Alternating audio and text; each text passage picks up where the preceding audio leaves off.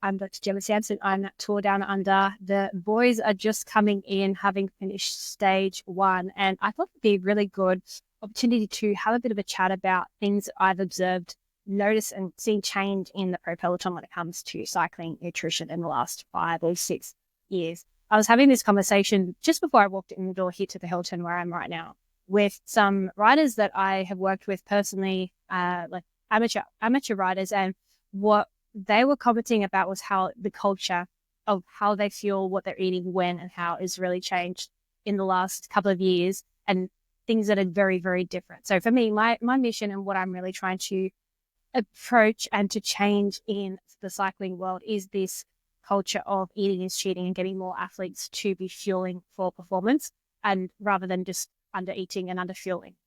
And it takes time, it takes sort of progress. And often it takes one person to actually start making that change. Someone needs to do something different.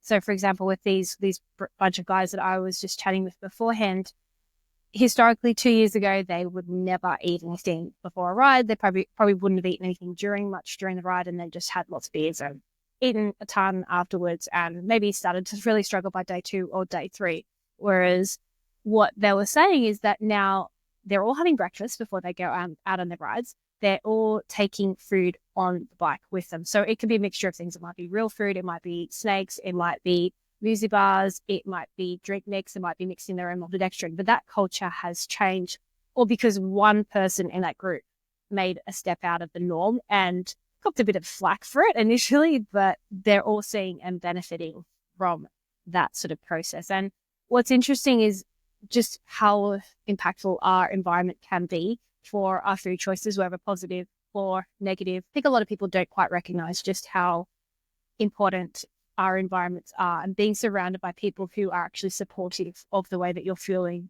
rather than just negative or trying to downplay or trying to reduce your fuel intake for whatever. So like the biggest thing that I found with my research when I was doing my doctorate was that people underfuel in races on purpose sometimes because they don't think it's going to work, or because they think it's going to make them gain weight or get fat, particularly gaining weight with what they will fuel carb loading the day before. Whereas in my experience with the athletes that I've worked with and the research that I've done is that when we fuel athletes well, we prioritize the fueling in training, they're able to perform better, they recover better, and most of the time they are actually losing weight in the process. This is with men and with women. When you fuel well, your performance, your body composition, and your health all improve as a result. And this is where the psychology of what I do is really, really paramount. A lot of times when I'm working with people, it's not necessarily the food that we're talking about. It's often all the stuff around them that is affecting the food choices that they're making. And so